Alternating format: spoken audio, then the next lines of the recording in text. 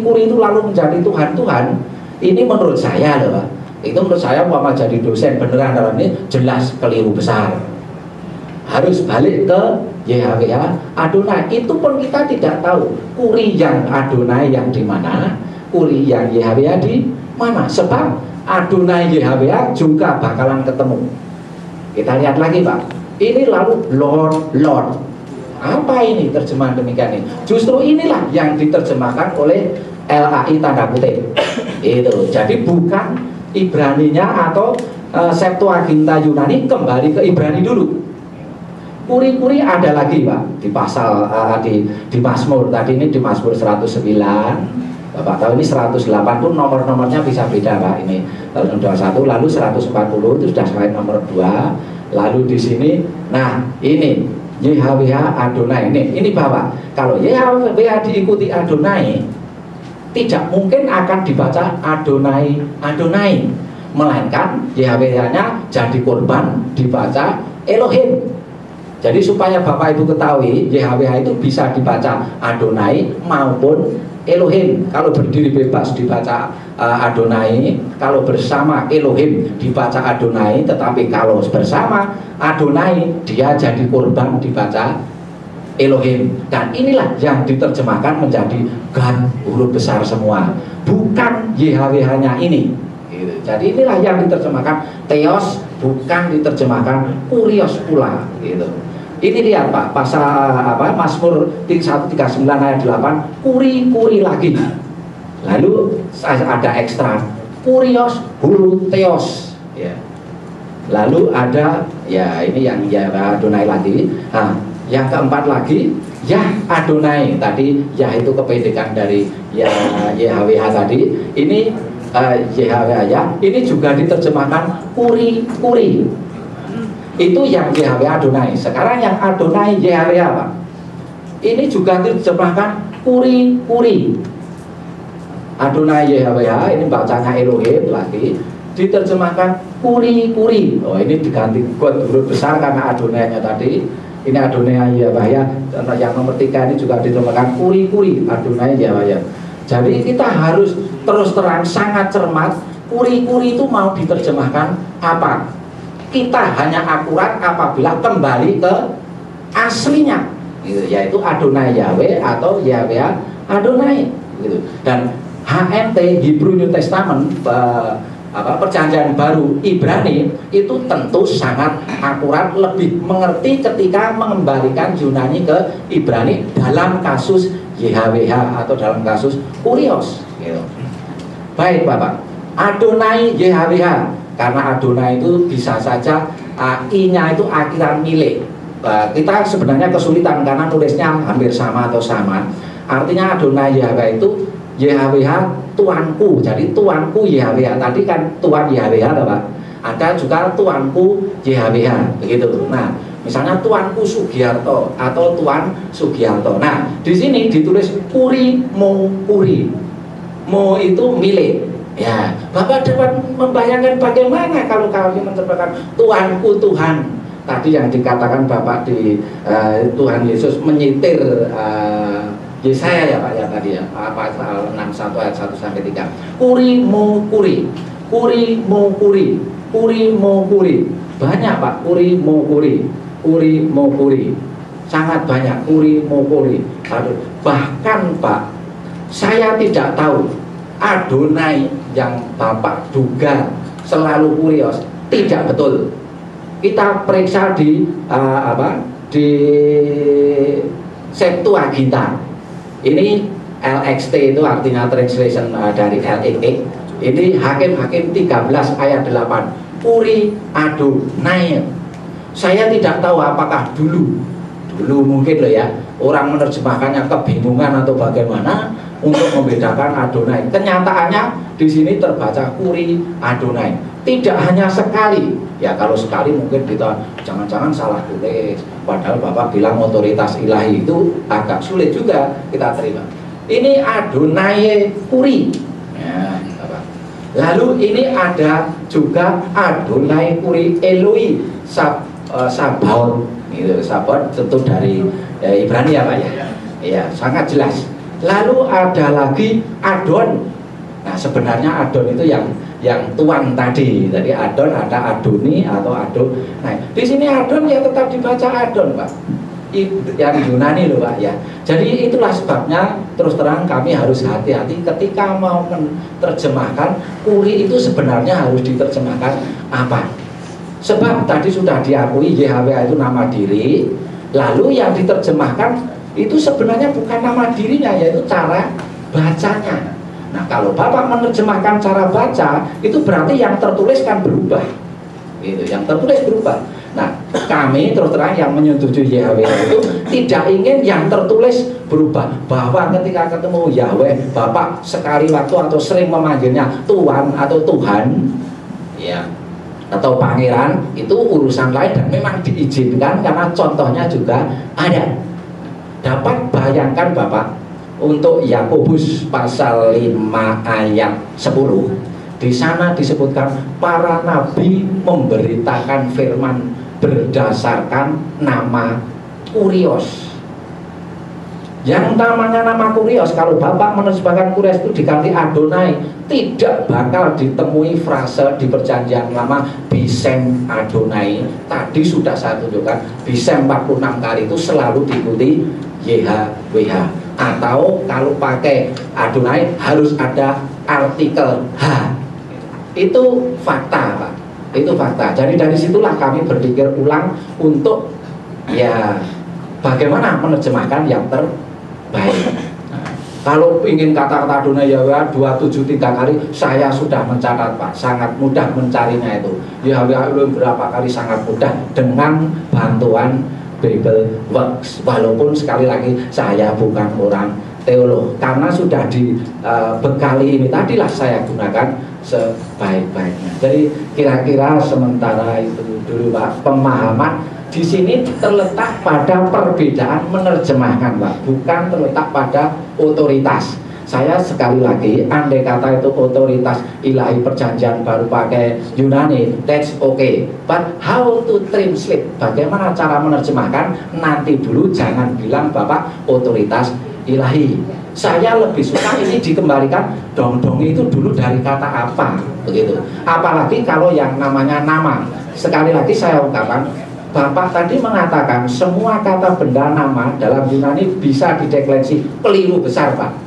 Walaupun Bapak, maaf, sekolah teolog, saya hanya melihat fakta di dalam nama-nama yang tidak bisa dideklarasi. Jadi ada nama-nama yang tidak terdeklarasi. Nah, saya sudah membuktikan perjanjian lama Amos, Abraham, Iska, Yakub, itu perjanjian lama tetap tertulis Yakub. Sampai kakak saya pendeta, Pak. Saya tadi bicara perjanjian baru, Pak. Ya? Oh, enggak, maksud saya begini, Pak. Tadi Bapak bilang nama bisa dideklarasi. Bicara perjanjian baru. Oh, nanti dulu, Pak. Ini tidak bisa ternyata tidak berarti kembali ke perjanjian baru ketika Abraham disebutkan ya tetap tidak terdeklarasi. Yang lucu, Yakub itu menjadi Yakobus, tetapi oleh Hebrew New Testament perjanjian baru yang diibranikan dia diubah jadi Yakub. Saya bukan berpikir sama Yakub perjanjian lama kok tidak dideklarasi. Dideklarasi itu maksudnya nama itu bisa berubah kalau posisinya subjek, subjek atau objek itu loh tadi. Nah, itu ternyata tidak begitu. Nah, itu sebelum dan sebagainya. Nah, lalu yang bisa dideklarasi, jadi misalnya Yehuda jadi Yudas. Nah, permasalahannya ketika Bapak ketemu kata-kata Yudas di dalam perjanjian baru memakai bahasa Yunani, Bapak mau menerjemahkan apa? Ini hanya sebentar saja, Pak. Bapak mau menerjemahkan apa? Perjanjian baru Yudas. Ya, Yudas. Nah, itulah yang keliru besar. Maaf, Pak. Kita buktikan saja. Interupsi, Pak. Maaf, Pak. Ini saya pikir penjelasan Bapak sangat jauh panjang dan membuang waktu. Jadi mungkin ini kan acara perdebatan bukan seminar, Pak. Kalau ya. Bapak ini acara seminar, ya bisa maaf. Maka dari itu saya kan sudah dari awal bilang harus ada yang namanya moderator, bukan Bapak memoderatori, itu nggak adil. Saya pikir mungkin Bapak sudah meletakkan saran. Saya kira sama-sama dewasa ya. Jadi tidak memborong pembicaraan dan tidak mengarah ke yang lain-lain yang sama sekali tidak ada urusannya gitu. Dan seperti tadi Bapak mengarah ke Al-Quran, doa apa urusannya Al-Quran? Kita di sini bukan Islam. Iya, ada kaitannya. Ada kaitannya penjelasan. Kalau hanya dilepaskan Quran toh ya begitu jadinya. Bapak menerima Quran sebagai firman Tuhan atau tidak? Bukan jadi masalah. Bukan itu. Makanya tidak usah dipakai. Bukan itu masalahnya, tetapi kita kan menggunakan nama Allah. Kita menyimpang sangat jauh. Tidak bisa. Kita menggunakan nama Allah, bukan hanya kita saja yang pakai Allah. Saya tadi sudah mengatakan setiap menggunakan Allah, saya katakan sana tidak terima, saya kasih gelap. Jadi tidak usah dipermasalahkan Allahnya. Oke. Ya.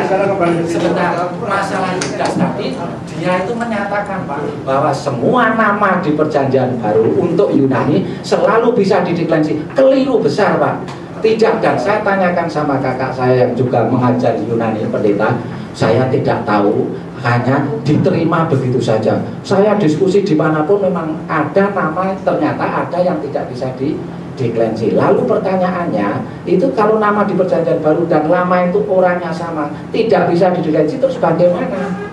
Saya hanya menduga saja Pak. Saya hanya menduga, dulu penerjemahnya ada beda pendapat di dalam sektor kita itu. Artinya nama tidak bisa diubah, tidak ditambah-tambahin. Bayangkan kalau saya namanya Sugiarto ditulis di Yunani menjadi Sugiartos misalnya, saya tidak tahu, lalu mau diterjemahkan, lalu saya namanya Sugiarto atau Sugiartos ya. Jadi contoh itu saja. Terima kasih Kak. Sorry ya. Saya sedikit tanggapi dulu, nanti Pak Itra mungkin kembali ke saya lagi. Saya sedikit menanggapi tadi Pak Sugiarto mengatakan bahwa Bapak pakai ini enggak mau pakai. Oh iya, tolong pasang apa Isra saya.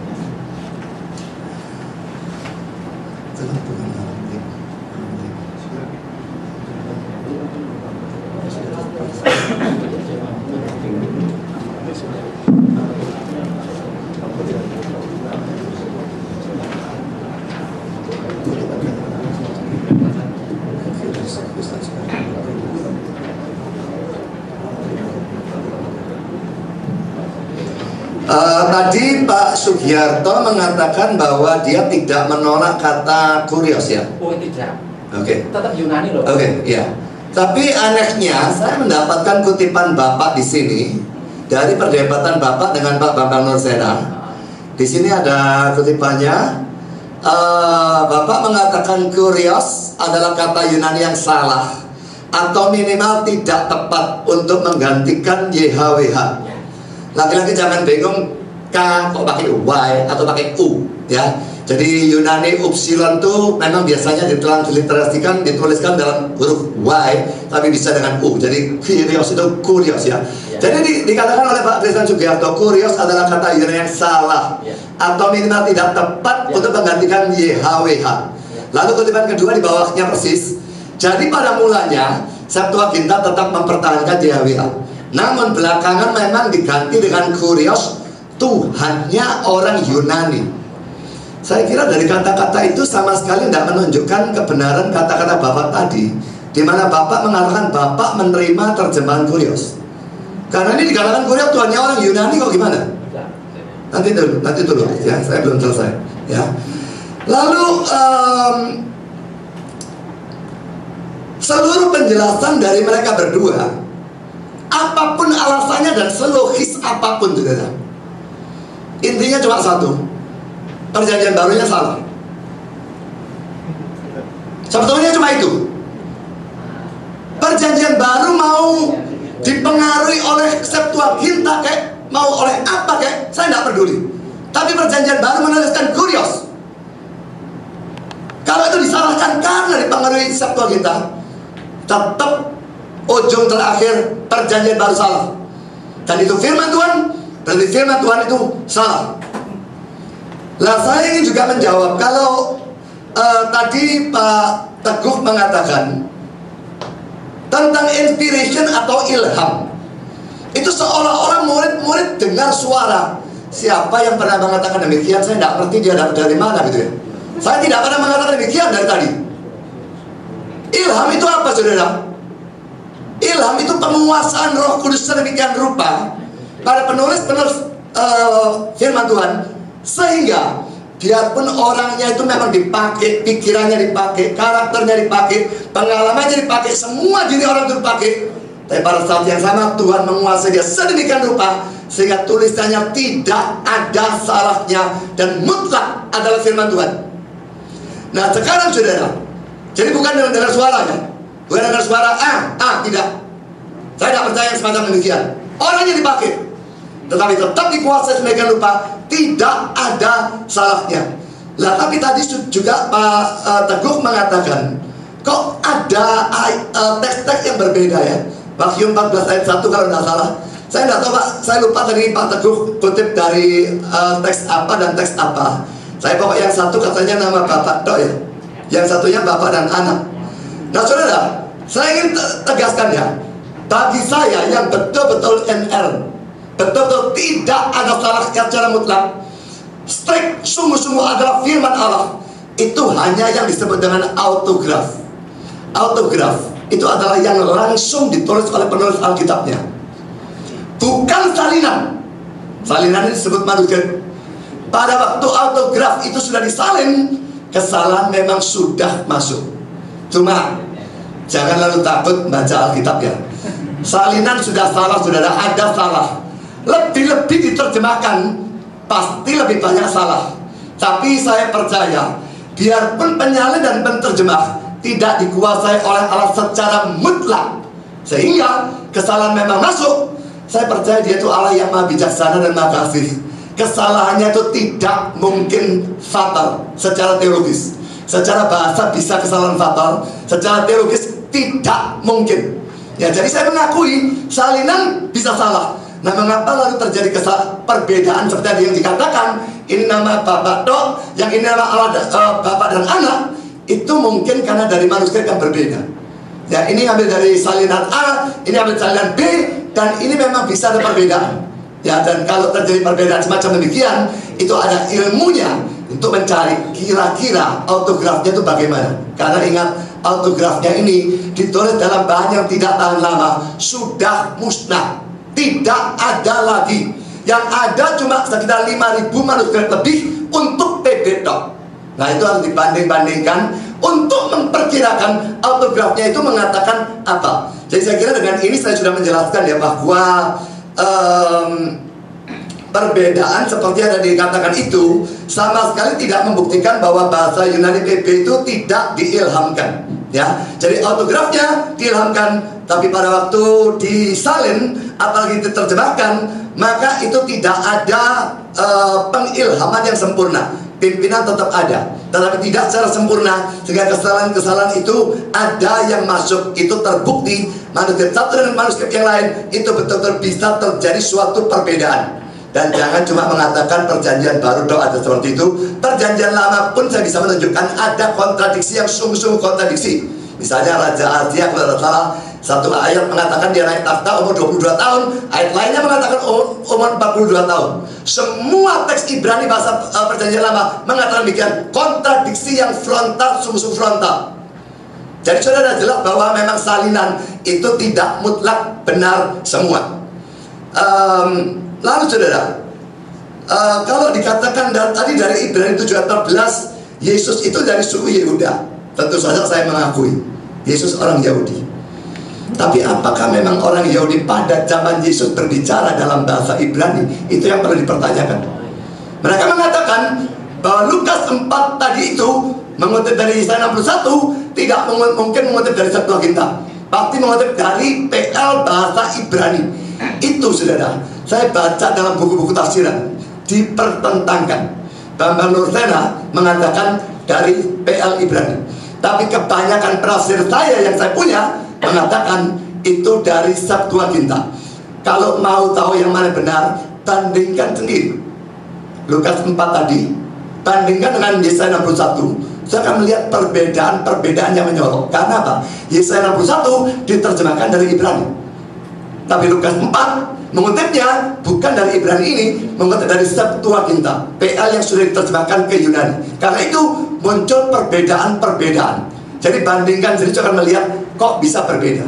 Kalau memang Lukas 4 mengutip dari teks Ibrani, mestinya akan sama persis. Tapi kenyataannya tidak demikian. Nah tadi saya sudah mengatakan, apakah memang Yesus dan juga orang-orang Yahudi pada saat itu berbicara di dalam bahasa Ibrani? Itu sesuatu yang sangat-sangat perlu dipertanyakan. Bentar ya, saya akan cari.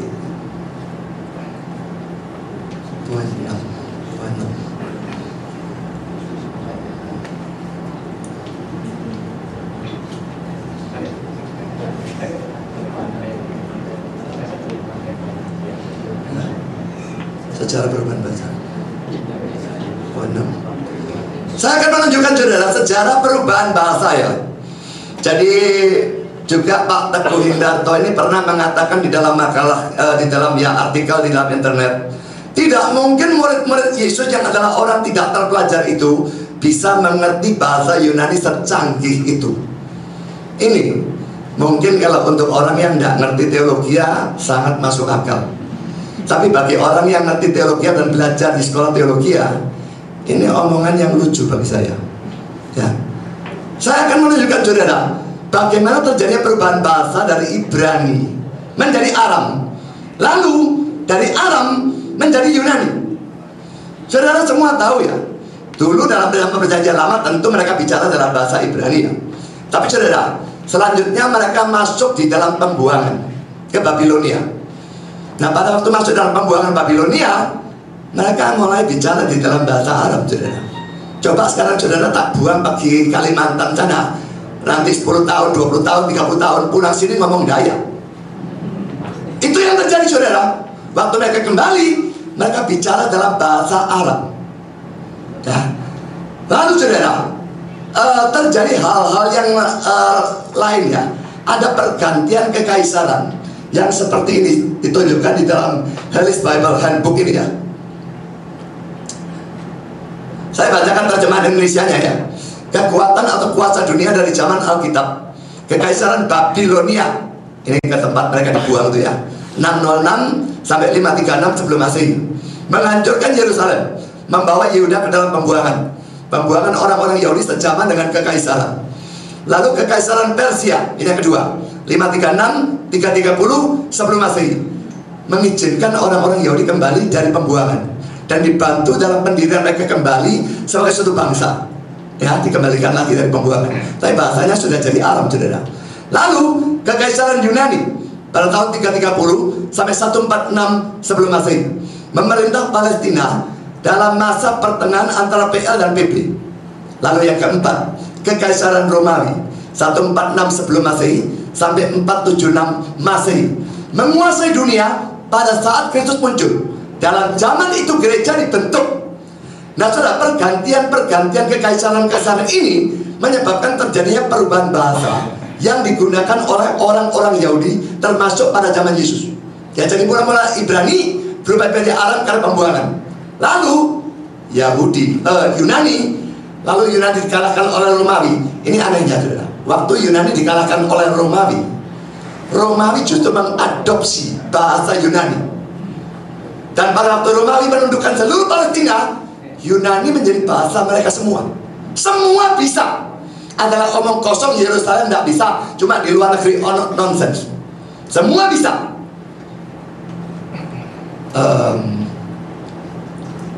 Saya tidak bacakan semua, nanti terlalu panjang ya. Jadi saya akan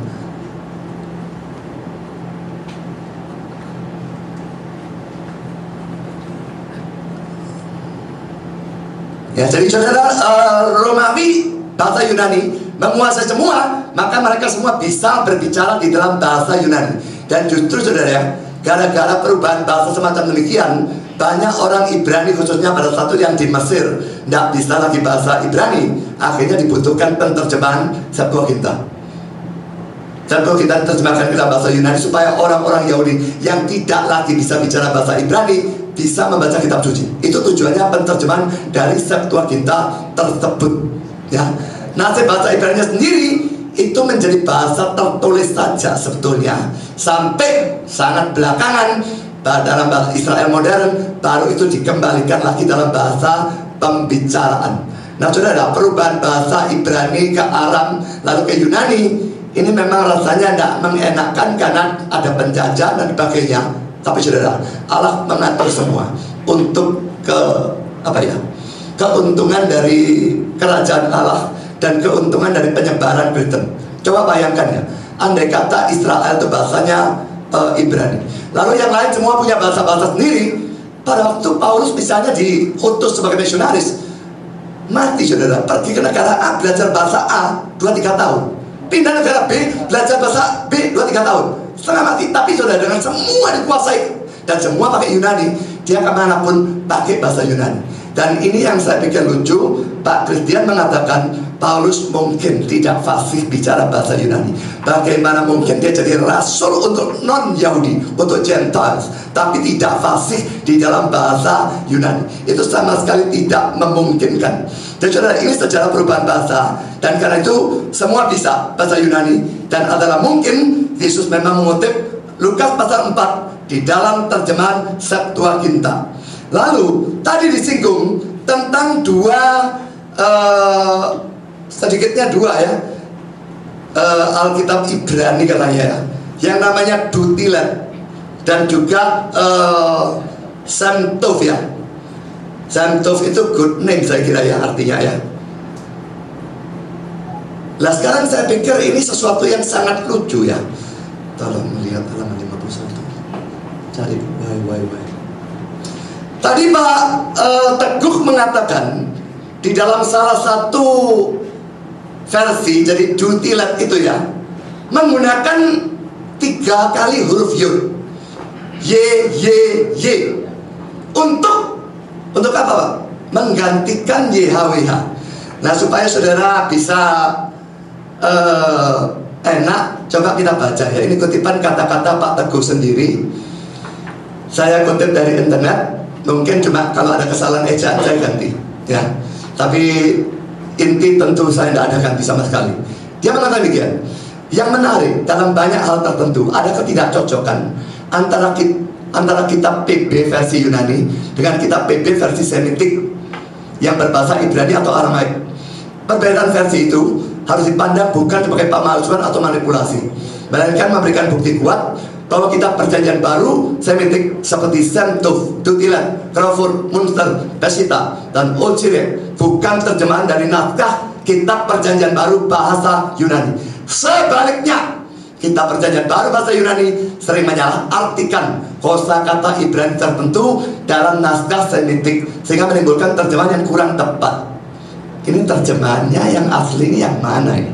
Ibraninya diterjemahkan ke Yunani atau Yunaninya diterjemahkan ke Ibrani? Saya percaya PB itu aslinya Yunani, diterjemahkan ke Ibrani. Tapi kalau dari kata-kata ini terbalik. Sekarang saya lanjutkan. Akibatnya timbullah berbagai perbedaan versi. Namun ini bukan kesengajaan. Dalam kitab Perjanjian Baru Semitik, yaitu Sam Tov, Dutilet, dan lain-lain, nama Yahweh dituliskan dengan secara langsung maupun tidak langsung. Yang menjadi pertanyaan saya untuk dijawab nanti, apa maksudnya nama Yahweh dituliskan secara tidak langsung itu? Kalau secara langsung ya semua ngerti. Dituliskan tidak langsung itu apa? Nah mungkin ini penjelasannya mungkin ya. Lalu dia mengatakan demikian. Versi Munster menggunakan YHWH ya, jadi tetap ya seperti Ibrani ya, YHWH 4 huruf. Versi Sam Tov menggunakan cuma huruf H tok, He, bahasa Yunani. Versi Dutilet menggunakan Y, huruf Ibrani Yod ya. Sementara Peshitta itu Aram menggunakan Marya. Tulisannya saya tidak bisa baca yang Peshitta. Contoh, dalam Matius 1:24 pada frasa malaikat Tuhan dalam naskah Yunani terus Angelos Kurio ya. Sementara naskah Munter dipergunakan frasa utuh Malak Yahweh. Sementara versi Peshitta menggunakan frasa Malakah Maria. Berdasarkan penjelasan dan pembeberan fakta-fakta di atas, maka penggunaan nama Yahweh dalam khotbah, pengajaran dan terjemahan kitab Perjanjian Baru memiliki landasan teologis dan historis dan bukan berdasarkan praduga dan prasangka buta ya. Saudara, yang saya ingin tekankan ya, mereka ini tidak mau Yahweh diubah menjadi kurios atau Tuhan atau Lord atau God huruf besar, tidak boleh diubah. Tapi yang ini kok diterima ya? sentuh. Yahweh-nya cuma ditulis H. Apa-apaan sudah diubah. Lebih gila lagi menurut saya, dutilat itu Yod, Yod, Yod, Y, Y, Y. Apa hubungannya H dan Yod, Yod, Yod dengan YHWH? Apakah itu bukan mengubah? Kok ini bisa diterima, tapi ke Kurios tidak bisa diterima? Tuhan, God, Lord, semua ditolak. Ini boleh. Maria, apa itu? Saya tidak tahu, kalau ini saya tidak mengerti. Tapi Yod, Yod, Yod dan He itu saya tahu. Sekarang saudara, kalau saya namanya Budi ya, kalau saudara nggak mau pakai nama saya, tapi saudara sebut saya Tuhan. Kurios itu kan bisa Tuhan, bisa Tuhan ya. Kita nggak pakai nama Yahweh, sebut dia Kurios, Tuhan atau Tuhan. Sama seperti saya nama Budi, saya nggak pakai saya Budi, pakai Tuhan. Apakah saya marah? Tapi kalau saudara panggil saya D, saya pikir kamu gendeng tanya apa? Lebih-lebih kalau saudara panggil saya BBB. Kalau Yahweh boleh diganti menjadi YYY, kenapa tidak boleh diganti menjadi hehehe, hahaha? Semua jadi lelucon. Saudara tahu dulu ya, ada lagu happy ya happy ye. Kalau memang ye itu ternyata wakil dari nama Tuhan, semua orang yang nyanyi itu dulu, termasuk saya, tak tahu berapa puluh kali atau ratus kali menyanyi, itu kita melanggar hukum ketiga, menggunakan nama Allah dengan sia-sia. Ini jelas perubahan, dan perubahan ini menurut saya 1000 kali lebih penting dan tidak punya dasar Alkitab mengubah seperti ini.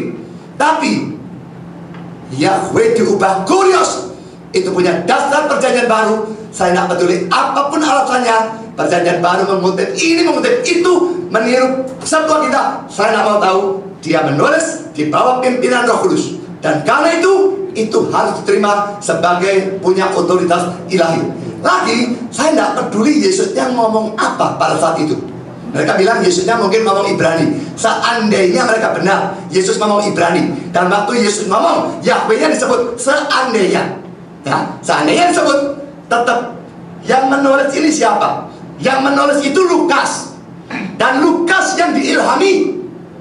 Dan karena itu tulisan Lukas, biarpun seandainya Yesus mengucapkan Yahweh, tapi Lukas menghapus, mengubah menjadi iya, mengubah menjadi Kurios, maka itu tetap punya otoritas ilahi. Menyalahkan ini sama dengan menyalahkan Allah, tidak peduli apapun alasannya.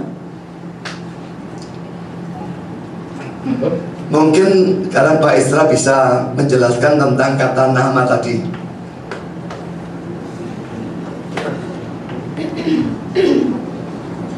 Oke, tadi Pak Teguh mengutip Yohanes 17 ya, ayat 6, ayat 26. Aku telah menyatakan namamu kepada semua orang. Lalu beliau mengambil kesimpulan bahwa pastilah ya, pastilah Yesus telah mengajarkan nama Yahweh kepada orang-orang itu ya. Juga itu benar, aku telah memberitahukan namamu kepada mereka. Namun satu hal yang kita harus ingat, bahwa di dalam kitab suci, kata nama itu yang selalu dipakai itu tidak selamanya menunjuk kepada nama pribadi, nama diri, tetapi juga menunjuk kepada pribadi orang itu ya. Jadi bukan sebutannya. Mari kita coba lihat beberapa ayat. 2 Samuel 7 ayat 13. Dialah yang akan mendirikan rumah bagi namaku. Kok mendirikan rumah bagi nama? Mendirikan rumah bagi namaku itu baru masuk akal kalau kita artikan bahwa mendirikan rumah bagiku di sini bagi Tuhan, ya bagi Tuhan, bukan namanya. Mazmur 20, kiranya Tuhan menjawab engkau pada waktu kesesakan, kiranya nama Allah Yakub membentengi engkau. Apakah Allahnya yang membentengi Yakub atau namanya? Yang dimaksudkan pasti dirinya, bukan sebutan atau nama itu. Aku hendak bersyukur kepadamu selama-lamanya, sebab engkau yang bertindak karena namamu baik. Tuhannya yang baik atau namanya yang baik? Ya harus diartikan bahwa pribadi Tuhan itu yang baik, bukan namanya. Amsal 18 ayat 10. Nama Tuhan adalah menara yang kuat. Yang jadi menara yang kuat ini nama Tuhan atau pribadi Tuhan itu. Baru ayat ini baru masuk akal kalau kita artikan bahwa itu adalah pribadi dari Tuhan sendiri. Yesaya 55 ayat 6, dan orang-orang asing menggabungkan diri kepada Tuhan untuk melayani Dia dan untuk mengasihi nama Tuhan. Waktu saudara mengasihi nama Tuhan, yang saudara kasihi sebutannya itu ataukah pribadi dari Tuhan itu? Ayat ini baru masuk akal, ditafsirkan bahwa yang dimaksudkan adalah pribadinya. Kisah 4, dan keselamatan tidak ada dalam siapapun juga selain dalam Dia, maksudnya Yesus, sebab di bawah kolong langit ini tidak ada nama lain yang diberikan pada manusia yang olehnya kita dapat diselamatkan. Jadi ayat ini berkata bahwa nama Yesus itu yang menyelamatkan kita. Tetapi apakah nama sebutan Yesus itu yang memberi keselamatan kepada kita? Ayat ini baru masuk akal kalau kita mengartikan bahwa Yesuslah yang menyelamatkan kita, bukan namanya. Bukan namanya. Roma 10 ayat 13. Barang siapa berseru kepada nama Tuhan akan diselamatkan. Berseru pada nama Tuhan artinya berseru kepada Tuhan. Lalu juga 1 Korintus 1 ayat 2 ya. Berseru kepada nama Tuhan kita Yesus Kristus. Maksudnya apa? Maksudnya ya berseru kepada Yesus Kristus. Jadi itu berarti bahwa di dalam kitab suci kita bisa melihat bahwa nama itu selalu bisa dikaitkan dengan pribadi dari orang itu. Jadi kalau di Yohanes 17 ini, aku telah menyatakan namamu, itu tidak harus berarti bahwa Yesus itu memberitahu, ini loh nama Yahweh, YHWH, ini seperti ini. Tidak, tapi itu bisa ditafsirkan, aku telah menyatakan namamu, aku telah memperkenalkan pribadi Yahweh itu. Soal dia sebut seperti apa, namanya itu disebut bagaimana, itu urusan lain. Tetapi bahwa dia telah memperkenalkan pribadi Yahweh itu kepada murid-muridnya atau kepada semua orang. Jadi kalau memakai ayat ini untuk mengatakan bahwa Yesus memang secara eksplisit menyebutkan nama Yahweh untuk orang banyak, tolong dijawab ayat-ayat ini. Berikut, tadi Pak Budi sudah mengargumentasikan bahwa seandainya bahwa Yesus tahu bahasa Yunani, ya, dan orang-orang pada saat itu tahu bahasa Yunani. Jadi tidak mustahil bahwa dia memang ya mengutip Lukas tadi itu dalam bahasa Yunani. Nah, sekarang persoalannya, bisakah Bapak-bapak gugurkan bahwa dengan tadi mengatakan bahwa orang pada zaman itu tidak menguasai bahasa Yunani? Gugurkan dulu argumentasi Pak Budi. Dan seandainya memang berhasil menggugurkannya, jawab lagi pertanyaan kedua, kenapa Lukas mencatatnya dalam teks Yunani? Dan apakah Lukas mau dipersalahkan? Nah, saya belum selesai. Saya pikir kalau sudah Bapak panjang lebar, beliau sudah bicara, sudah selesai. Nah, belum, karena ada yang belum dijawab. Tadi kalau loncatan ya, karena saking banyaknya yang sana bicara. Tapi saya banyak tidak memotong-motong Pak. Kalau sudah selesai satu orang sudah konsisten, begitu. Nggak apa-apa, Bapak nanti gitu juga boleh. Ya, jadi saya, oke, nggak apa-apa. Ya. Kalau saya ada pertanyaan dari sana yang saya nggak jawab, rasanya kok saya kalah gitu ya. Saya nggak mau seperti itu. Ya. Tadi ditanyakan oleh Pak Christian, kurios atau kurie, Lord, kok aneh? Ya, saya tanya balik, apakah lebih aneh dari istilah Yahweh yang Bapak sendiri mengatakan muncul 2 kali? Kalau bisa ada istilah Yahweh, Yah itu singkatan dari Yahweh mungkin ya, Yahweh. Kalau memang bisa ada istilah seperti itu, kan aneh ya. Budi. Ada yang mau kayak gitu? Saudara mau nyebut saya begitu? Iya, Budi. Budi begitu sebenarnya ya. Tidak ada seperti itu ya. Dan itu kalau manggil. Tapi ayat yang tadi dibicarakan itu bukan dalam rangka manggil. Ya. Jadi adalah aneh ya, Yahweh ya. Jadi apa anehnya dengan Lord? Itu ya sama saja. Tuhan. Ya, saya bisa juga ya. Nggak ada bedanya. Jadi kalau Yahweh itu diizinkan, Lord itu tidak ada yang aneh. Kurie itu bukan barang yang aneh. Tapi memang LAI dan juga kitab suci bahasa Inggris dalam banyak versi sengaja supaya menghindarkan istilah yang rasanya tidak enak dan membingungkan Tuhan. Maka Yahweh-nya di situ dicetak dengan huruf besar, diganti dengan kata Allah. Lalu muncul kata Tuhan, UHN huruf kecil, tapi Allah-nya semua huruf besar. Ya, jadi pokoknya kalau muncul kata Allah semua huruf besar, itu berasal dari istilah yang semacam demikian biasanya. Ya, Adonai Yahweh, supaya tidak tercipta istilah ya Tuhan, diciptakan Tuhan Allah. Atau kalau ya mereka tidak mau Allah, Lord God. God-nya yang huruf besar, bukan Lord-nya. Ya, jadi itu penjelasan tentang poin itu. Lalu yang poin yang tentang nama ini,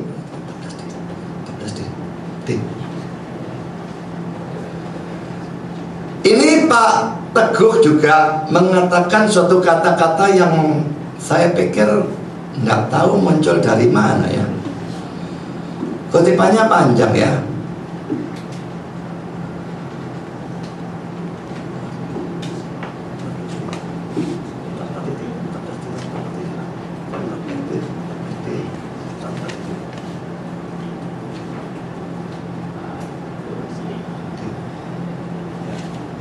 Agak turun sedikit dalam arti ya. Jadi ini kata-kata Pak Teguh lagi yang saya kutip dari internet ya. Dalam Matiyahu itu Matius ya, pasal 26 ayat 59 sampai 65 dilaporkan demikian. Rashi Kohanim, bacanya gimana? Saya sendiri tidak pintar, tidak ahli bahasa. Imam-imam kepala, mana seluruh Sanhedrin mahkamah agama mencari kesaksian palsu terhadap Yahshua. Mereka kalau baca Yesus itu Yahshua ya. Entah dari mana juga gerangan munculnya, supaya ia dapat dihukum mati. Tapi mereka tidak memperolehnya walaupun tampil banyak saksi dusta. Tapi akhirnya tampil dua orang yang mengatakan, orang ini berkata, aku dapat merubuhkan bait Elohim dan membangunnya kembali dalam 3 hari. Lalu Kohen Hagadol imam besar itu berdiri dan berkata kepadanya, tidakkah engkau memberi jawab atas tuduhan-tuduhan saksi-saksi terhadap engkau? Tapi Yahshua tetap diam. Lalu kata Kohen Hagadol atau imam besar itu kepadanya, demi Elohim yang hidup, katakanlah kepada kami, apakah engkau Mesias putra Elohim atau tidak? Jawab Yahshua, engkau telah mengatakannya. Akan tapi aku berkata kepada mulai sekarang, kamu akan melihat Bar Enos, putra manusia, duduk di sebelah kanan yang maha kuasa dan datang di atas awan-awan di langit. Maka Kohen Hagadol imam besar itu mengoyakkan pakaiannya dan berkata, ia menghujat Elohim. Untuk apa kita perlu saksi lagi? Sekarang telah kamu dengar hujatnya. Perhatikan frasa bait Elohim dalam ayat 61 dan duduk di sebelah kanan yang maha kuasa dalam ayat 64. Dari rangkaian ayat di atas dalam tanah atau perjanjian lama Ibrani tidak pernah disebutkan bait Elohim, melainkan bait Yahweh. Ini bukti bahwa penulis perjanjian baru berbahasa Yunani melakukan eufemisme. Kalau diubah dianggap eufemisme. Eufemisme itu penghalusan bahasa, ya, pelembutan bahasa, ya, terhadap nama Yahweh. Pada waktu diganti katanya dia pelembutan bahasa, ya. Adapun pernyataan kedua mengutip Tanakh, yaitu Mazmur 110 ayat 1 dan Daniel 7:13 yang digabungkan menjadi satu. Dalam Mazmur 110 ayat 1 nama Yahweh muncul. Namun dalam naskah perjanjian baru bahasa Greek atau Yunani dituliskan tes dunameos yang maha kuasa. Fakta ini kembali membuktikan bahwa menyalin kitab perjanjian baru bahasa Yunani menggunakan bentuk eufemisme terhadap nama Yahweh dengan sebutan pengganti.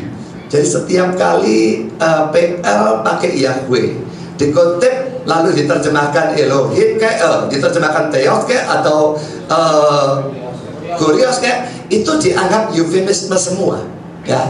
Tapi saya tidak peduli eufemisme atau tidak eufemisme, ya. Bagi saya tetap perjanjian baru punya otoritas ilahi, ya. Lalu saya teruskan. Yang menarik dalam ayat 65, imam besar merobek pakaian Yahshua. Yang dirobek ini pakaiannya siapa, ya? Kalau saya dari dulu memikirkan imam besar ini merobek pakaiannya sendiri. Tapi ini yang dirobek pakaiannya Yesus katanya. Dan mengatakan bahwa Yahshua mengucapkan perkataan hujat. Bandingkan dengan literatur Yahudi, jadi yang dipakai sebagai dasar, ya, yang disebut Mishnah Sanhedrin 7 ayat 5 sebagai berikut. Dia yang menghujat layak dihukum hanya ketika dia mengucapkan sepenuhnya nama Tuhan. Nama Tuhan maksudnya Yahweh, ya. Berkatalah Rabbi Yahshua ben Korba, setiap hari pemeriksaan persidangan mereka menguji saksi dengan nama pengganti. Pada suatu kali pemeriksaan selesai, mereka tidak akan memuji yang menggunakan eufemisme. Namun mereka mengeluarkan setiap orang dan menanyakan kesaksian yang teramat penting dengan berkata kepadanya, katakan apa yang sesungguhnya kamu dengar. Dan dia mengatakan apa yang dia dengar. Dan hakim menginjak kaki mereka dan merobek pakaian mereka. Bukankah kemarahan imam besar membuktikan bahwa Yahshua mengucapkan nama Yahweh sepenuhnya, sehingga dia dituduh menghujat dan pakaiannya dirobek. Saudara, Gary Ning itu memang mengatakan ya bahwa kelompok Yahweisme itu percaya bahwa Yesus memang mengajarkan nama Yahweh, dan itu misinya dia datang ke dunia. Dia datang ke dunia, misinya untuk mengajarkan nama Yahweh. Kalau itu kata-kata itu benar, kalau benar, berarti nama Yahweh itu dulu hilang ya. Kalau tidak hilang, untuk apa diajarkan? Ya, itu omongannya dia ya. Jadi misi utama Yesus mengajarkan nama Yahweh. Terus terang saudara ya, kalau mereka cuma mengharuskan Yahweh lalu mengganti Yesus jadi Yahshua dan pakainya, saya cuma menganggap itu salah tapi tidak sesat. Tapi kalau poin ini, saya menganggap mereka sesat. Kalau dikatakan bahwa misi Yesus datang dalam dunia mengajarkan nama Yahweh, itu sesat dan bertentangan dengan inti dari seluruh Alkitab yang jelas mengatakan misi utama Yesus datang ke dunia adalah mati di salib, menebus dosa-dosa kita, karena tanpa itu tidak ada satu pun jalan ke surga. Itu misi Yesus, dan itu bisa terbukti dari teks ini ya. Yohanes 12 ayat 23 sampai dengan 27. Tapi Yesus menjawab mereka, katanya, telah tiba saatnya anak manusia dimuliakan. Ya, saya tidak baca semua ya, yang saya garis bawahi saja. Ayat 24b, jika ia mati, ia akan menghasilkan banyak buah. Lalu ayat 27 terus, sekarang jiwaku terharu, dan apakah yang akan kukatakan? Bapak, selamatkanlah aku dari saat ini. Dia bertanya pada dirinya sendiri, apa aku akan minta seperti itu? Tidak. Sebab untuk itulah aku datang dalam saat ini. Dia datang untuk mati, mati menebus dosa. Matius 20:28, sama seperti anak manusia datang bukan untuk dilayani, melainkan untuk melayani dan untuk memberikan nyawanya menjadi tebusan bagi banyak orang. Jadi misi utama Yesus itu memberikan penebusannya, bukan mengajarkan nama Yahweh. Adalah aneh saudara ya, kalau Yesus memang misinya mengajarkan nama Yahweh, murid-murid semua tidak ada yang menyebutkan Yahweh. Penulis-penulis Alkitab PB tidak ada yang menyebutkan Yahweh. Kalau memang Yesusnya sendiri tidak melakukan eufemisme dan dia berani mengatakan Yahweh, apa sebab penulis-penulis PB kok tidak meneladani guru dan Tuhan mereka? Kenapa mereka pakai eufemisme dan mengubah? Menurut saya adalah omong kosong. Bagi saya, Yesus tidak pernah mengajarkan nama Yahweh. Saya ingin ingatkan, nama Yahweh itu hilang pengucapannya, cuma diduga Yahweh. Ada yang mengatakan Yehova dan pakainya. Bahkan dalam kalangan mereka sendiri, ucapan Yahwehnya bervariasi. Tanya sendiri di negara-negara lain, taksi Yehova membacakan Yehuwa yang di Indonesia. Kalau di Inggris, Jehovah. Lalu Pak Christian barangkali mengatakan kalau orang Cina berkata Yahowa atau apa, saya tidak tahu. Pokoknya berbeda-beda, ya. Semua macam-macam berbeda. Batak ngomong begini, Jawa ngomong begini, semua berbeda-beda. Itu membuktikan tidak ada yang tahu sebetulnya mengucapkan dengan pasti itu bagaimana, sehingga akhirnya diubah-ubah di tiap tempat berbeda. Ya, jadi saudara, kalau memang Yesus itu datang untuk mengajarkan pengucapan nama Yahweh, rasul-rasul akan tahu. Rasul-rasul akan mengajarkan para Kristen generasi 1, generasi 1 mengajarkan generasi 2 dan pakainya, maka kita akan tahu. Tapi nyatanya kita tidak tahu. Berarti Yesus menurut saya tidak pernah mengucapkan itu. Nah saudara mungkin tanya, loh, lah dulu kok bisa hilang? Saya percaya saudara, pada zaman Musa orang tahu bagaimana ucapkan. Tapi pada satu saat, saya kira abad ke-3 sampai ke-6 sebelum Masehi, tahu-tahu muncul suatu tahyul yang keterlaluan. Begitu takut terhadap hukum ketiga, jangan sebut nama Tuhan Allah dengan sembarangan. Akhirnya mereka bereaksi secara ekstrim, tidak berani nyebut belas. Dan ingat, bahasa Ibrani ditulis hanya dengan huruf mati. Huruf hidupnya ada bunyinya pada waktu bicara, waktu nulis tidak ada. Jadi kalau kata itu digunakan terus, maka orang tahu, oh bacanya begini. Tapi pada waktu kata itu ternyata selama ratusan tahun tidak digunakan, akhirnya yang tahu pengucapan kata itu mati semua. Sehingga tidak ada lagi yang tahu bagaimana mengucapkan kata itu. Jadi itu bisa hilang. Tapi kalau Yesus datang mengajarkan, rasul-rasul akan tahu, dan Yunani punya huruf hidup. Jadi kalau Yunani menuliskan, akan terus ada juga. Sampai sekarang akan tahu, kenyataannya tidak tahu. Jadi saya kesimpulan, Yesus tidak pernah mengajarkan nama Yahweh, bagaimana mengucapkan. Dan menjelaskan Yohanes pasal 17 ayat 6 dan 26, aku menyatakan namamu dan sebagainya. Itu seperti penjelasan Israel. Nama tidak menunjuk pada nama, tapi menunjuk pada diri. Kalau memang dia cuma menjelaskan nama, kenapa dia jelaskan berulang-ulang? Sudah tak jelaskan, mesti tak beritahu lagi. Hanya mengatakan namanya Yahweh, bolak-balik ngomong, yang diajak ngomong memangnya orang atau budak. Kalau cuma itu, satu kali cukup. Mengapa berlama ngajak lagi? Jelas bukan nama yang dimaksudkan, tapi diri, karakter, kehendak dari Yahweh. Ngajarkan itu memang lama, saudara. Berulang-ulang, ngajar lagi. Jadi Yohanes 17 ayat 6 dan 26 sama sekali tidak membuktikan bahwa Yesus memang mengajarkan bagaimana mengucapkan nama Yahweh tersebut. Oke, saya kembalikan. Baik, terima kasih penjelasan yang panjang lebar. Sementara Pak Giarto menyelesaikan dulu urusannya, saya ingin lebih banyak bahasanya bukan bahasa argumentatif atau akademis, tetapi bahasa-bahasa khotbah, bahasa-bahasa religius yang sengaja menggiring pendengarnya yang mungkin rata-rata simpatisan atau hadirinnya, sehingga harus ditepuk tangani, sehingga kata-katanya selalu dengan kata-kata yang sifatnya sedikit memprovokatif ya. Apalagi tadi ada kata-kata apapun alasannya, itu bagi saya itu sangat lucu ya. Jadi saya jadi teringat seorang dokter yang ketika berdiskusi tentang nama Yahweh Allah, dia mengatakan sampai saya ke surga saya tidak akan memanggil nama Yahweh, atau saya tidak akan meninggalkan nama Allah. Nah, bagi saya itu lucu. Jadi karena seorang dokter itu adalah seorang akademisi. Jadi jangan mematok selalu dengan bahasa iman, tetapi bahasa penelitian, bahasa pengkajian ya. Karena dengan sebentar ya, yang lain mungkin tidak berkomentar dulu, saya jadi kacau nanti menjawabnya. Nanti ada waktunya bertanya jawab dengan saya. Jadi saya ingin mengatakan kembali bahwa ini bahasa-bahasa seperti tidak peduli, sudah saya hitung sudah lebih dari 5 kali kata tidak peduli. Jadi untuk apa kita berdiskusi mengadu data kalau selalu Bapak mengatakan tidak peduli ya? Karena saya bicara apapun tidak peduli gitu loh. Jadi ini saya pikir watak akademis yang harus diperbaiki dari Bapak, karena kata-kata itu sangat lucu dan memalukan ya. Jadi selalu tidak peduli terhadap data dan apa ya. Padahal saya tadi sudah memberikan satu komentari terhadap penafsiran penulisan kitab Perjanjian Baru itu dalam bahasa Greek atau bahasa Ibrani.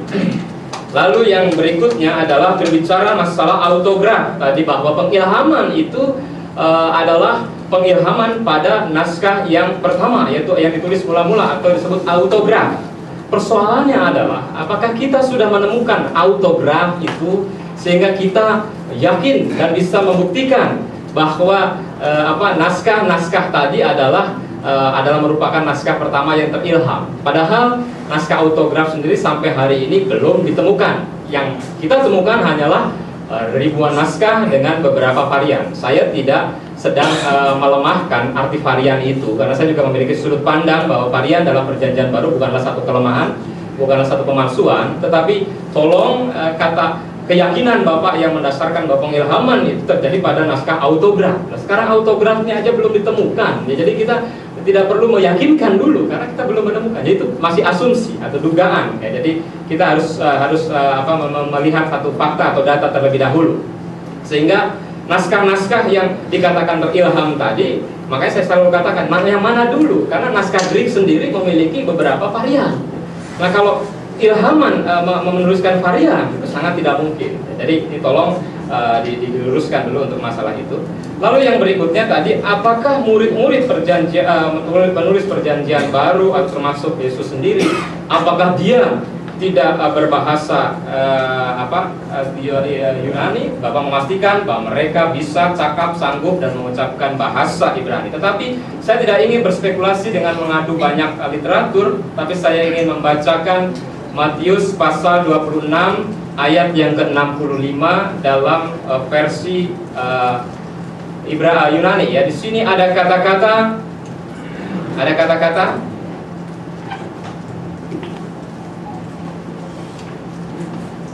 Hebraion dialekton ya, Hebraion dialekton. Nah ini legon Hebraion ya. Maaf, bentar, saya cari ayat yang lebih tepat lagi yang ada kata-kata persis kata-kata Hebraion dialekton. Kisah para Rasul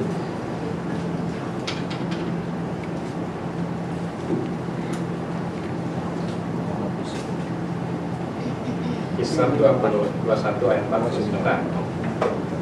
Kisah 21 ayat 40.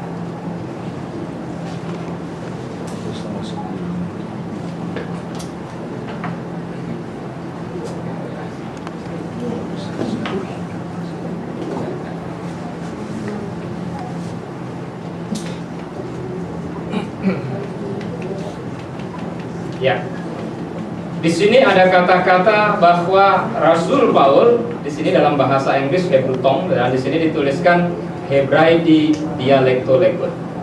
Saya tidak ingin berasumsi lebih jauh. Yang jelas naskah Yunani sendiri menuliskan bahwa Rasul Paul berbicara dalam bahasa Ibrani. Saya tidak menolak bahwa rasul-rasul paling tidak mengetahui bahasa Yunani, termasuk Mesias, apalagi dia adalah Sang Firman yang menjadi manusia. Jadi sangat tidak lucu kalau dia sama sekali tidak mengetahui. Tapi yang jadi persoalan adalah percakapan perjanjian baru pada abad-abad itu. Jelas sangat tidak mungkin mereka mengucapkan dalam bahasa Yunani, sedangkan mereka adalah orang-orang Yahudi. Dan di sini sudah jelas Hebraidi dialekton itu adalah bahasa Ibrani. Padahal tadi Bapak mengatakan bahwa sejak pembuangan mereka sudah tidak mengenal bahasa Ibrani, tetapi Aram. Seharusnya kalau Aram di sini dituliskan Suristi dialekton atau dialekton. Tapi di sini Hebraidi dialekton. Dan kalau kita membaca tulisannya Understanding Difficult Word of Jesus, si David Bivin dan Roy Blizzard sudah sangat banyak jelas diungkapkan, dibeberkan bahwa teori bahasa Aram akhir-akhir ini disanggah ya, apalagi dengan penemuan arkeologi di Yerusalem, komposisi bahasa Aram dengan Ibrani lebih banyak bahasa Ibrani, termasuk dalam poin-poin dalam naskah-naskah papirus dan sebagainya, itu komposisinya sangat sedikit ya. Itu berarti itu bukan bahasa yang populer. Jadi itu hanya satu bahasa yang memang hanya dialek ya, seperti Coro Kebumenan dengan cara Jogjanan. Kalau di Kebumen tidak ada sego, yang ada sega ya. Kalau di Jogja adanya sego. Jadi itu hanya sebuah dialek. Jadi sangat tidak mungkin sekali mereka kehilangan bahasa asli atau bahasa Ibrani itu sendiri lalu digantikan dengan bahasa Aramaik. Lalu tadi Bapak mengatakan masalah nama Yahweh ditulis tidak langsung, apa artinya itu? Lalu tadi mentertawakan yang disambut dengan tepuk tangan riuh oleh yang tidak mengerti dengan tertawa-tawa, yud yud yud. Pak, begini ya Pak ya, kalau arti yud yud yud itu artinya kalau dibahasakan dengan kita pusing. Jadi Bapak itu yud yud yud artinya pusing ya. Tapi kalau yod yod yod di dalam word you Hebrew ya, ini kan kita kan kebiasaan orang sekolah teologi kan kiblatnya ke barat, pola pikirnya Helenisme ya. Mereka lupa bahwa kekristenan itu akarnya bukan dari Yunani, bukan dari Amerika, bukan dari Eropa. Kata yod yod yod itu tidak sederhana dan selucu yang ditertawakan oleh orang-orang yang hadir di sini. Jadi bukan nyut nyut nyut di situ ya, tapi yod itu adalah simbolisasi bahwa Yahweh itu ada yang diistilahkan dengan tetragrammaton, hadir dengan 4 huruf. Yod, he, waw, he. Tapi bisa monogramata yaitu yod. Ya, bisa tetragrammata, macam-macam ya. Jadi ini belajar dulu masalah Hebraism ini. Jadi ada yod itu artinya dia itu hidup ya, dia hidup ya. Jadi yod itu hanyalah bentuk yang mewakili untuk pelafalan nama Yahweh dalam bentuk yang lain. Apapun penulisannya, entah yod atau he. Nah, he itu mewakili juga nafas ya, kehidupan ya. Jadi ada filosofinya. Jadi kalau tertawa, aduh menurut saya jangan ketawa dulu ya, pikir dulu gitu sebelum ketawa. Jadi ada filosofinya ya. Jadi ini dengan tertawa jadi menertawain diri sendiri gitu kesannya ya. Jadi ini he dan yod itu ada artinya ya. Nah, mungkin tadi bagi Bapak itu sesuatu yang lucu. Kenapa kok yod lalu dikaitkan dengan Budi ya, atau Sus Sugiarto? Iya, kalau dikait-kaitkan dengan diri kita sendiri jadi begitu. Tapi dalam pola pikir Keibranian tidak seperti itu. Ya makanya yod he waw he itu bukan mewakili ketidaktahuan umat terhadap pengucapan nama Yahweh, tetapi penghormatan umat sehingga diwakili dengan 4 huruf tetragrammaton. Tapi bukan satu-satunya. masih ada monogrammaton, ya, jadi dengan satu huruf saja atau dengan dua huruf, ya, yod atau heh saja, seperti itu. Jadi untuk Pak Budi, saya akhiri di situ, singkat sekali, tidak sepanjang penjelasan Pak Budi. Yang kedua, masalah Pak Esra, ya, tadi Pak Esra mengatakan masalah nama dengan pribadi itu seolah-olah adalah sedikit dibedakan. Jadi nama belum tentu nama. Nah, di sini saya justru melihat Bapak melakukan penafsiran secara eisegetis terhadap Yohanan 17 ayat 6. Karena Bapak sudah menderetkan ayat yang jelas memiliki konteks yang berbeda. Kalau Yohanes 17 ayat 6 digunakan kata-kata aku memberitahukan kepadamu namanya, mengapa kita harus deretkan dengan ayat-ayat yang tidak ada sambung rapat dengan ayat Yohanes 17? Saya memberitahukan nama bapak saya kepada Bapak Sugiarto bukan berarti saya sedang memberitahukan pribadinya bapak saya. Loh, kalau memang mau ditafsir begitu berarti waktu membaca Keluaran 3 ayatnya yang ke-15 ketika Mose bertanya pada ayat 13, Masyemo, siapa namanya? Loh, emang apa yang dimaksud dengan Musa dapat kita tafsirkan bahwa dia sedang menanyakan pribadinya? Justru kalau menanyakan pribadinya, kenapa pula di dalam ayat 15 Sang Pencipta harus menyatakan diri, Yahweh Elohe Avodaken, Yahweh Tuhan nenek moyang. Jadi sangat lemah sekali penafsiran Yohanes 17 ayat 6. Bahkan saya bisa katakan itu tafsiran yang sangat eisegetis, yang memaksakan karena sudah punya paham tertentu, sehingga ditafsirkanlah bahwa aku telah memperkenalkan pribadimu. Itu sama dengan beberapa penafsir ketika menerjemahkan Hebraidi dialekton, dia kasih kurung Aramaic language, padahal Hebraidi Hebrew, Ibrani. Jelas sekali itu. Lalu yang berikutnya tentang Matius 26 ayat 59 sampai 65, tadi saya ditertawakan, ini janjane sing dirowek pakaiannya siapa gitu ya. Baiklah, kita akan melihat saja Matius 26 ayat yang ke-65. Matius 26 ayat yang ke-65. Maka imam besar itu mengoyakkan pakaiannya dan berkata, selintas lalu memang ini bisa menimbulkan satu penafsiran pakaian imam atau pakaian Mesias.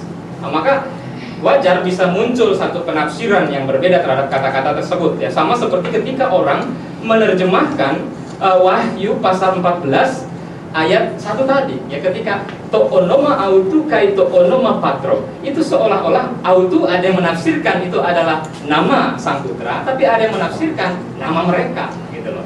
Jadi ini hanyalah semacam perbedaan penafsiran. Saya hanya mengutip saya hanya menafsirkan dari apa yang tertulis di sini.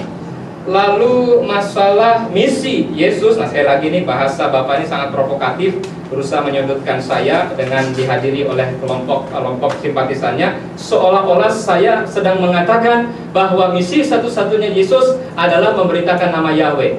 Saya tidak mengatakan seperti itu, tetapi saya sedang beranjak dari satu ayat untuk dipakai sebagai patokan berargumentasi bahwa Yohanan 17 ayat 6 saya lakukan eksegesis, di mana saya tadi mengupas naskah Yunaninya, lalu saya aplikasikan keseluruhan pembicaraan. Jelas bukan satu-satunya misi dia untuk memberitakan itu, ya. Jadi saya tidak pernah mengatakan seperti itu. Ya, setahu saya, setangkapan saya tadi adalah demikian. Yang saya tangkap, yang saya bisa tulis tadi dari argumentasi Bapak-bapak berdua yang sudah saya tanggapi, ya. Mungkin nanti kalau ada yang terlewat seperti gaya dari Bapak Budi tadi, nanti bisa mungkin saya sewaktu-waktu menyela, ya, sewaktu Bapak Sugiarto sedang menjelaskan, ya, karena jadi Bapak jual saya beli, ya, Bapak menyela saya juga menyela nanti, ya. Baik, terima kasih Pak Sugiarto.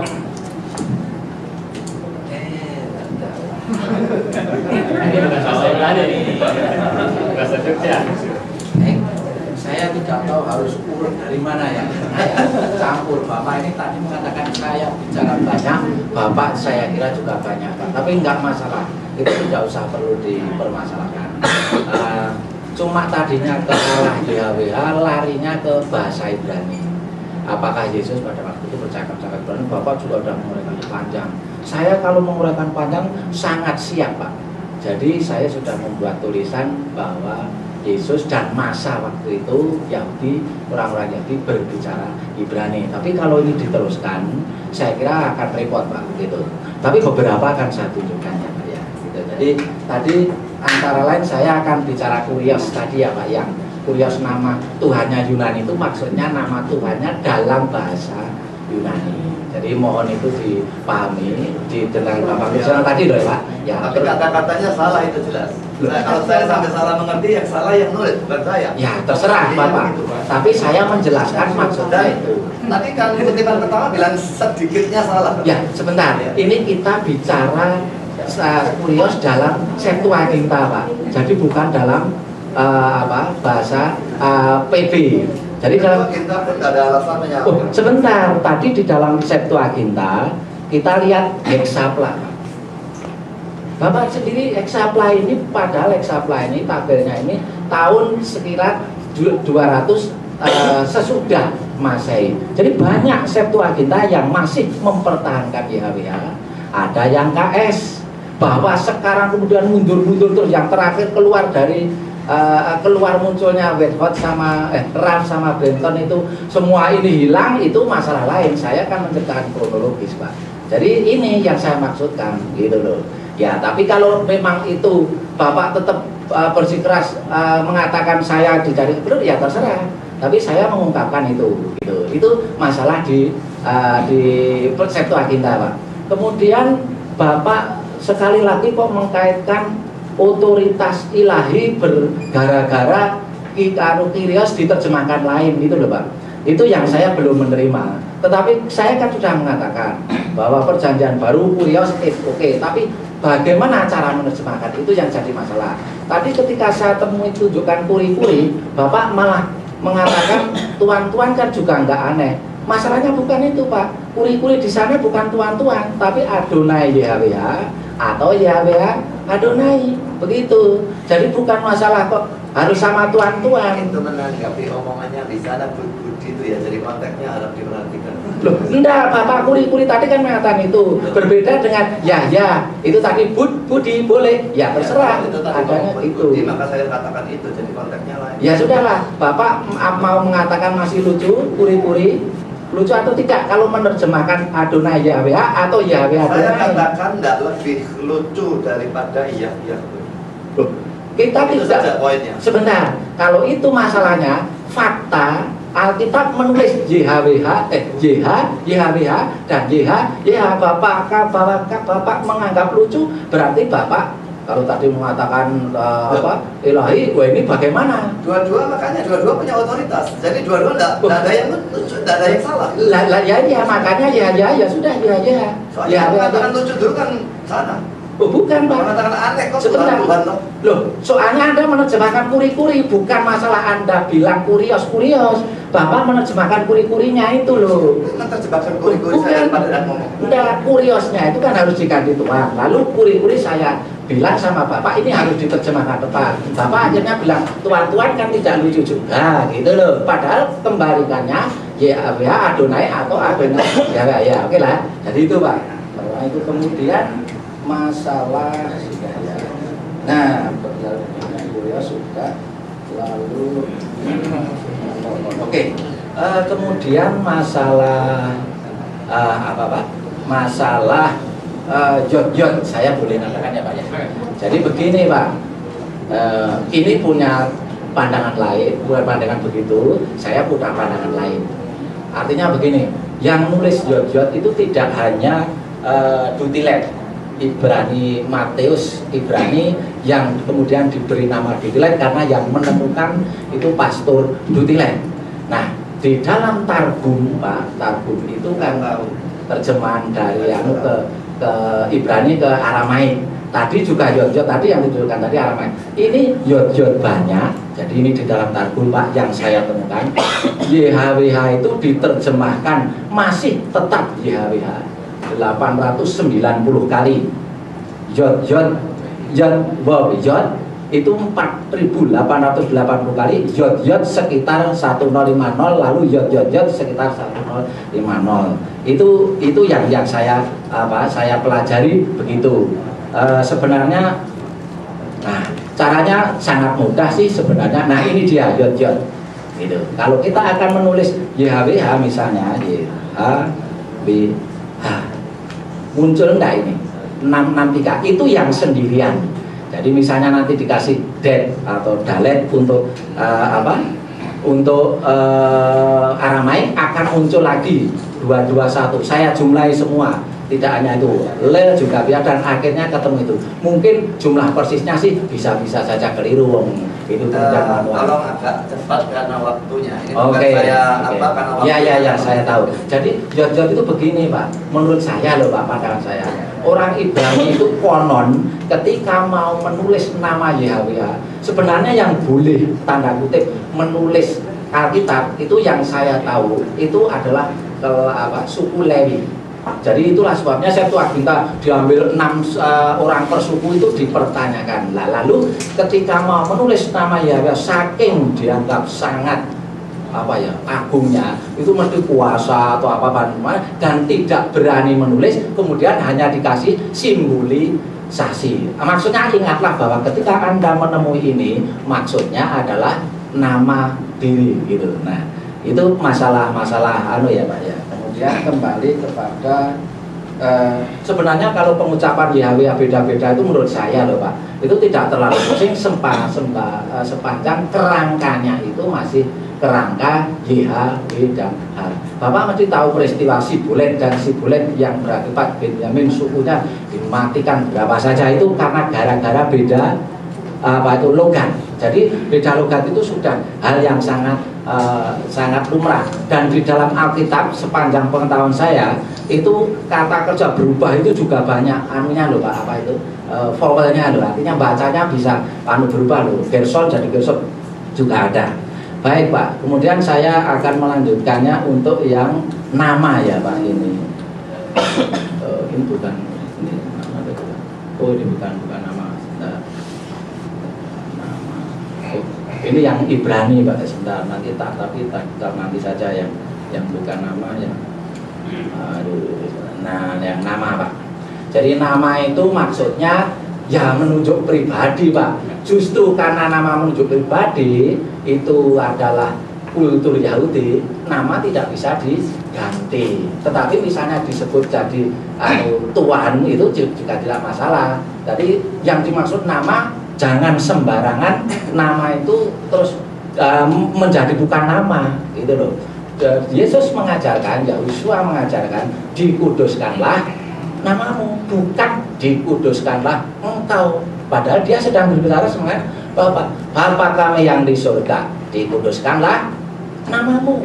Nah, ya kalau Bapak nggak suka, nggak ada masalah bagi saya. Cuma kalau tadi dikatakan nama itu harus selalu menunjuk pribadi, memang betul, tetapi nama itu juga penting gitu. Bahkan dikatakan ini, kita lihat konsep nama-nama personal, nama pribadi dalam Old Testament sering menyangkut eksistensi karakter. Misalnya Samuel, janganlah kiranya Tuanku mengindahkan Nabal, orang yang dursila itu, sebab seperti namanya demikianlah ia Nabal namanya dan bebal orangnya. Jadi sangat jelas bahwa nama itu punya arti gitu ya. Saya kalau ditanya arti persisnya YHWH ya itu dalam perdebatan, tapi itu punya arti gitu, dan seterusnya itu perihal nama gitu.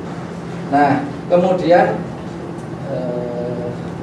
saya kira untuk yang Ibrani ya Pak ya Bapak, waktunya habis Pak ya. Ya begini saja, kalau Bapak mengatakan waktunya habis, Bapak kan terus terang mengatakan bahwa Yahusua itu kira-kira belum tentu berbicara Ibrani. Bahkan nanti diduga karena menulisnya Yunani, walaupun sudah ditunjukkan itu, dikatakan itu berbicara dalam Yunani. Memang dia tidak mustahil tidak bisa, saya yakin juga bisa. Tetapi percakapannya itu kita duga memang patut diduga sangat kuat Ibrani. Pertengkaran dengan Farisi atau di sinagog waktu umur di bait suci waktu umur 12 tahun itu sangat kecil kemungkinannya bahasa selain Ibrani. Nah, kalau Bapak nanti berkenan, saya sudah menulis buku ini walaupun belum diterbitkan. Ini nama saya kasih judul ini Ibrani. Tadi beberapa sudah singgung Pak Teguh dikatakan Hebraisti dialek, termasuk penulis Yohanes semua Hebraisti. Jadi kalau tidak mempercayai Yohanes ya harus dekat. Waktunya habis, kita masuk dalam acara persembahan. Sebetulnya sudah tidak fair ini. Kalian yang mulai, kalian mengakhiri, mestinya kan kita yang mengakhiri. Ya sudah, saya tidak apa-apa ngalah, tapi waktu tidak memungkinkan. Jadi kalau ada yang tidak puas, tanyakan dalam acara tanya jawab. Ya. Oke, kita masuk dalam acara persembahan lebih dulu, baru masuk acara tanya jawab. Yang bertugas saya persilakan. Mereka menggunakan Ibrani tanpa ada gunanya. Itu interpelasi Bapak. Bapak bukan moderator, tidak boleh bilang seperti itu. Silakan putar filmnya, saya akan tunjukkan. Ayo. Nggak bisa. Bapak Kalimat mana yang tidak ada gunanya lain tetap digunakan. Misalnya ya imam besar. Imam besar tadi itu ya digunakan Ibraninya untuk apa? Orang jawab. Loh, Bapak nggak langsung bisa memotong sampai di situ. Ini bicara masalah Nggak bisa jawab dong. itu. Saya mengutip dari Hebrew New Testament, Pak. Hebrew New Testament. Perlu atau tidak kata imam besar ditulis Ibrani yang tanpa Itu bukan ada urusan alasan. Bapak. Itu kan saya sedang menulis artikel, ya kan nggak ada kaitannya dengan masalah ini. Biar penulis artikel tidak perlu ditulis Ibrani kalau tidak ada itu gunanya. tafsiran Bapak, interpretasi Bapak. Buat saya lain lagi. Pendeta saya punya dosen ya. Pendeta saya punya dosen. Sudah Pak, persembahan dulu Pak. mengatakan, Nanti lupa persembahannya Pak. dosen saya tidak perlu memberi persembahan yang mau beri usaha. Sudah selesai. Saya mengatakan bahwa kalau mau kelihatan pintar, ngajarlah sedemikian rupa sampai tidak ada yang ngerti. Saya tanya semua, yang ngerti ajaran mereka ada berapa? Banyak. Yang banyak kesini saya tanya. Oke. Ayo, ayo tuliskan tadi. Saya suruh baca dan jelaskan. Ayo. Ayo mana? Iya, kalau benar semua. Ini belum dijelaskan masalahnya. Apa ya? Ini masalahnya jawab Pak.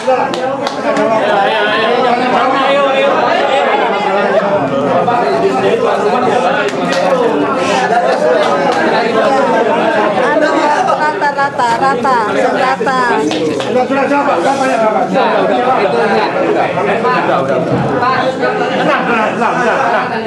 Tanya jawab Pak. Oke, sekarang masalahnya jawab. Jangan di luar konteks ya. Iya. Kita kalau diskus, tanya jawab.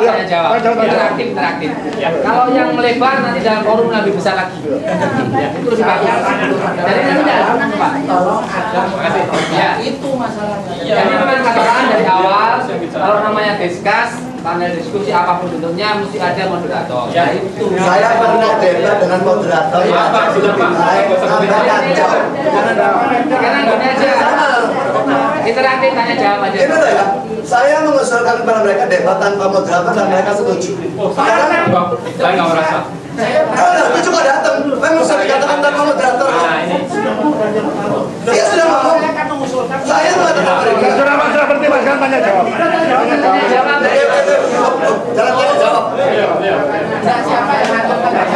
Nah ya itu yang repot. Ini saja, untuk fair ya. Satu kali dari pihak kami, satu kali dari pihak kami. Oke? Oh iya, tapi siapa yang Bapak? Apa lagi? Terus saya tanya siapa yang punya Pak? Salah satu jadi penengah. Oke, ya. Saya kasih round satu season, satu dari pihak sini, Iya. satu di sini. Nanti ada lagi satu dari sini. Cukup gitu aja Pak. Tiap orang satu pertanyaan. Ya. Jangan Sesi tanya jawab sudah. Ya. Duduk Pak. Jadi kita jangan Duduk panas. dulu saya menengah ya. Sekarang sesi tanya jawab. Silakan. Ya. Oke, sekarang itu Pak Warto di belakang itu dari pihak saya. Oke? Setelah ini pihak kalian. Ya? Oke, Pak Warto. Saya mau tanya untuk kelas-kelasnya dalam tengah aja. Nanti dulu jangan tanya dua-dua salah satu dulu. Nanti tanya dua-dua gegeran siapa yang jawab. Ya, saya tanya. Tadi dikatakan Yahweh dan Pencipta. Itu adalah firman yang hidup. Dikatakan keselamatan hanya dalam itu. Yang saya tanyakan, apa hubungannya Yahweh dengan Yesus? Ditanyakan pada siapa? Ya, sudah pada bagian apa-apa. Oke, Pak Gento.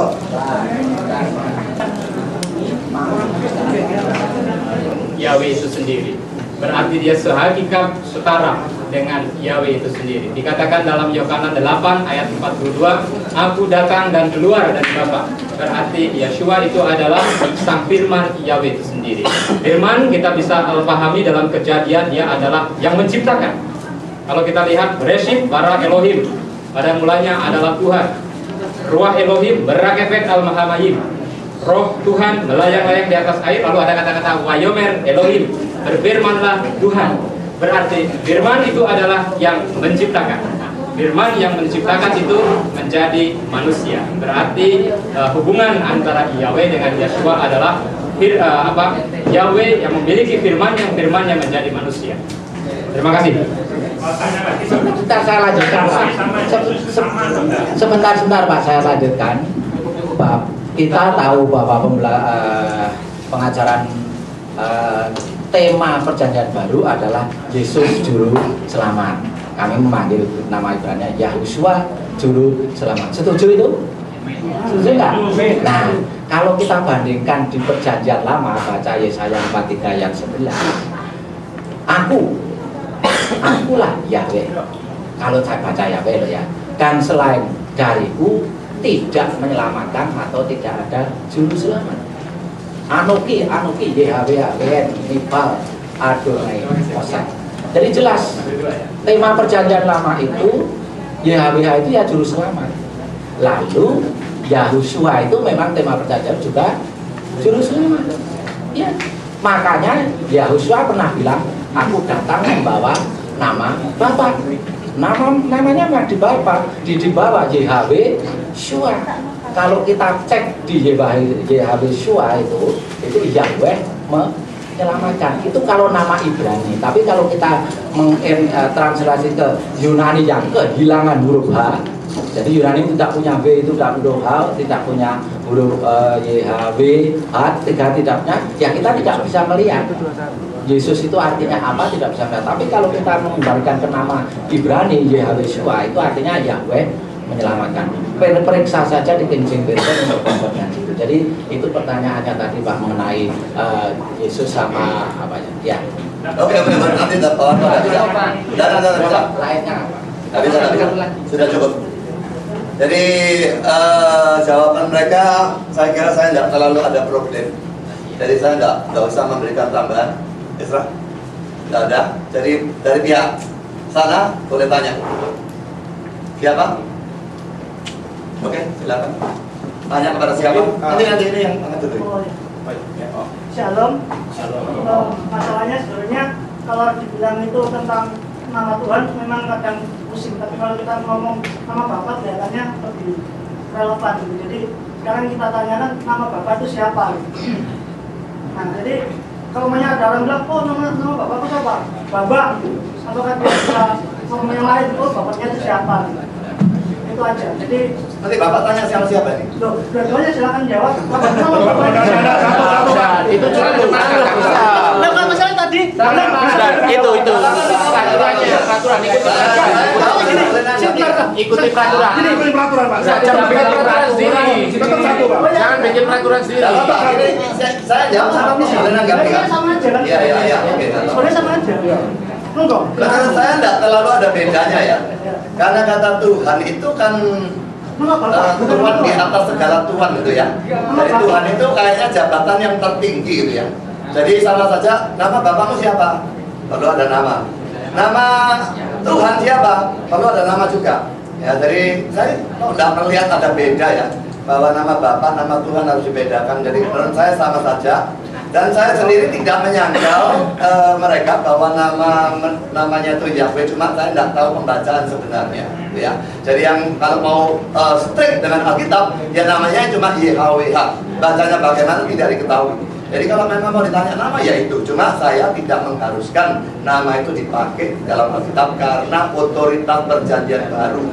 Ya kalau saya tadi mau kembali kepada kata-katanya Pak Teguh, kalau saya katanya tidak peduli. Dapat dirinya itu karena otoritas perjanjian baru. Jadi apapun yang menabrak itu saya tidak pedulikan. Karena ini menurut saya tertinggi di atas semua. Firman Tuhan ini yang paling tinggi. Jadi apapun menabrak itu dengan logika, apapun masuk akal dan masuk akal saya tidak mau tahu. Tapi kalau perjanjian baru mengizinkan atau perjanjian baru melakukan pengubahan dari Yahweh menjadi kurios atau menjadi theos, maka itu harus diizinkan, itu saja. Ya. Pak, jawaban saya, Yesaya 64 Pak, istilahnya mungkin tidak tahu. Yesaya 64 ayat 8. Ata Yahweh Abinu Ata. Ya. Ata Yahweh Abinu Ata. Engkaulah Yahweh Bapa kami. Terima kasih. Lalu kita lanjutkan Pak di Yohanes 6:32. Sesungguhnya bukan Musa yang memberikan kamu roti dari surga, melainkan Bapakku yang memberi kamu roti dari tanah. Di Keluaran, jadi yang memberi roti dari surga itu menurut Yesus, Yahuswa itu adalah Bapa. Lalu di Keluaran 16 ayat 4, lalu berfirmanlah Yahweh kepada Musa, sesungguhnya aku akan menurunkan dari langit hujan roti bagimu. Di Perjanjian Lama yang memberi roti itu adalah Yahweh. Lalu di Perjanjian Baru Yesus mengangkat itu Bapa. Jadi Bapa itu adalah Yahweh. Jadi kalau ditanyai, lalu namanya siapa? Ya jelas. Terima kasih.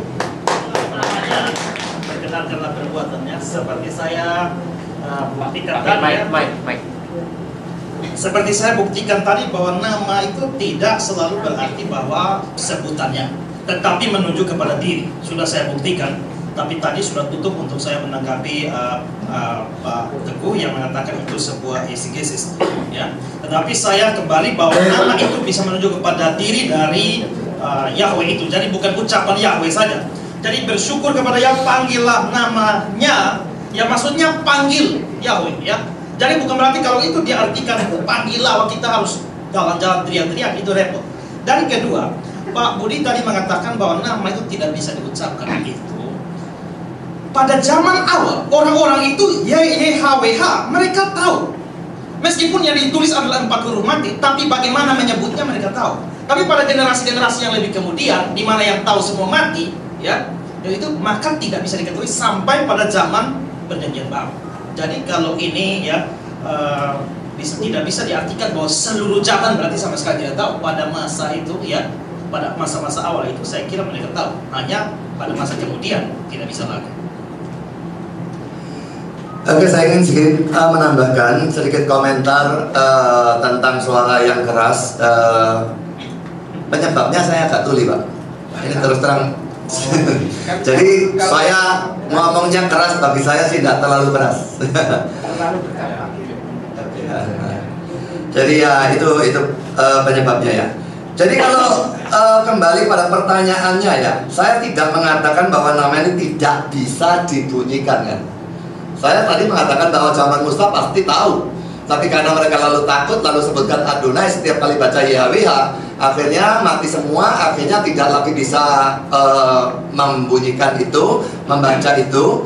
Dan justru karena fakta itu, maka saya pikir apa yang tadi Pak Isra jelaskan itu pasti benar. Jadi tidak mungkin kata-kata panggilah namanya di dalam 1 Tawarik tadi itu diartikan betul-betul memanggil nama tersebut, karena namanya tidak diketahui bagaimana. Bapak mengatakan sendiri itu dilematis kan? Jadi itu membuktikan panggilan namanya itu maksudnya panggilah dirinya. Dan kata panggilah itu tidak tentu tidak mungkin diartikan hurufiah panggil gitu ya. Kalau mau diartikan hurufiah-hurufiahan, masa kita mesti panggil Yahweh atau Yahweh kan enggak.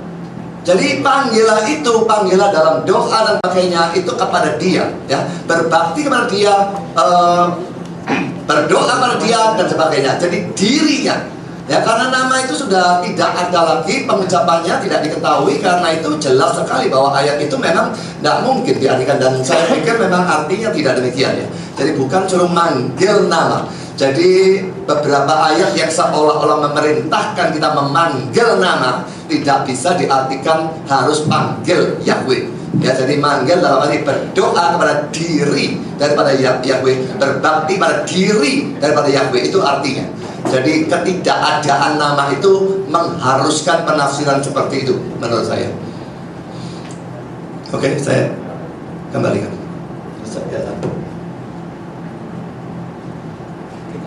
Ya, kalau mau menanggapi boleh. Kalau tidak mau menanggapi, sebenarnya saya mau menanggapi ini. Oke, silakan. Ya, yang dimaksud manggil namanya, walaupun itu pribadi juga boleh, tetapi di situ jelas. Kalau saya kok mengikuti teks-teks perjanjian lama itu, misalnya lalu memanggil Yakub, misalnya begitu. Jadi saya hanya belajar fakta, Pak. Jadi bukan belajar teori dan sebagainya. Itu ternyata memanggil nama itu selalu memanggil nama